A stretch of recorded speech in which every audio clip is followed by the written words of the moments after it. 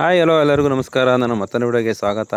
ನನ್ನ ವಿಡಿಯೋ ನೋಡ್ತಾ ಇರೋ ದಯವಿಟ್ಟು ಲೈಕ್ ಮಾಡಿ, ಶೇರ್ ಮಾಡಿ, ಫಾಲೋ ಮಾಡ್ಕೊಳ್ಳಿ ಅಂತ ಹೇಳ್ತಾ ಇವತ್ತಿನ ಕೆಲಸ ಬಂದು ಸೇಮ್ ಕೊರಟಗೆರೆ ತಾಲೂಕಲ್ಲಿ ಕೆಲಸ ಮಾಡ್ತಾಯಿದ್ದೀವಿ. ಯಾಕೆಂದರೆ ಇಲ್ಲೆಲ್ಲ ನೀರು ಮಳೆ ಇಲ್ಲದ ಕಾರಣ ಎಲ್ಲ ಬೋರ್ಗಳು ತುಂಬ ಡ್ರೈ ಆಗ್ತಾ ಇದ್ದಾವೆ. ಇಲ್ಲಂತೂ ಕಸ್ಟಮರ್ಗಳಿಗೆ ಪಾಪ ಜನಗಳು ರೈತರುಗಳು ತುಂಬ ಸಫರ್ ಪಡ್ತಾ ಇದ್ದಾರೆ. ಯಾವ ಥರ ಅಂದರೆ ಮಳೆ ಇಲ್ದಲೇ ಬೋರ್ಗಳೆಲ್ಲ ನೀರುಗಳು ನಿಂತೋಗಿ ಈ ಥರ ಎಲ್ಲ ತುಂಬ ಪ್ರಾಬ್ಲಮ್ ಆಗ್ತಾಯಿದೆ. ಸೊ ಇದು ನೋಡಿ, ಈ ಬೋರ್ವೆಲ್ ಬಂದು 1140 ಅಡಿ ಬೋರ್ವೆಲ್ ಆಗಿದೆ. ಇದು ಬಂದು ಆ್ಯಕ್ಚುಲಿ ಕೊರೆಸಿ ಎಲ್ಲ 4 ವರ್ಷ ಆಗಿದೆ ಈ ಬೋರ್ವೆಲ್ ಕೊರೆಸಿ.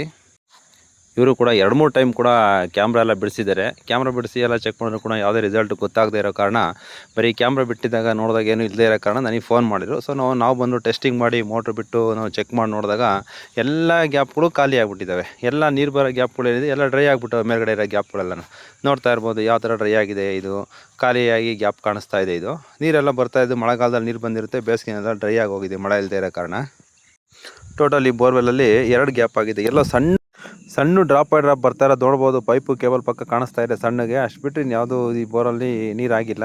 ಸೊ ಅವ್ರ ಕೆಳಗಡೆ ಇನ್ನೊಂದು ಗ್ಯಾಪ್ ಆಗಿದೆ. ಇದು ಕೂಡ ಒಳ್ಳೆ ಕಾಲದಲ್ಲಿ ಒಳ್ಳೆ ಗ್ಯಾಪೇನೆ. ಸೊ ಮಳೆಗಾಲದಲ್ಲಿ ಇದರೆಲ್ಲ ನೀರು ಬರಬಹುದು. ಸೊ ಇವಾಗ ಏನಾಗಿದೆ, ಮಳೆ ಇಲ್ಲದೇ ಇರೋ ಕಾರಣ ಫುಲ್ಲು ಡ್ರೈ ಆಗಿ ಹೋಗ್ಬಿಟ್ಟಿದೆ. ಸೊ ಏನಪ್ಪ ಅಂದರೆ ಯಾವುದೇ ಒಂದು ಬೋರ್ಗಳು, ಹಳೆ ಬೋರ್ಗಳಿಗೆ ರೈತರುಗಳು ದಯವಿಟ್ಟು ಮೋಟ್ರ್ ಬಿಡಬೇಕು ಅಂತಂದರೆ ಹೊಸ ಬಂಡವಾಳ ಹಾಕಿನೂ ತಂದು ಬಿಡೋಕೆ ಹೋಗಬೇಡಿ. ಯಾಕಪ್ಪ ಅಂದರೆ ಈ ಥರ ನೋಡಿ, ಈ ಥರ ಎಲ್ಲ ನೀರೆಲ್ಲ ಡ್ರೈ ಆಗಿಬಿಟ್ಟು ನೀರು ನಿಂತೋಗ್ಬಿಟ್ಟಿರುತ್ತೆ.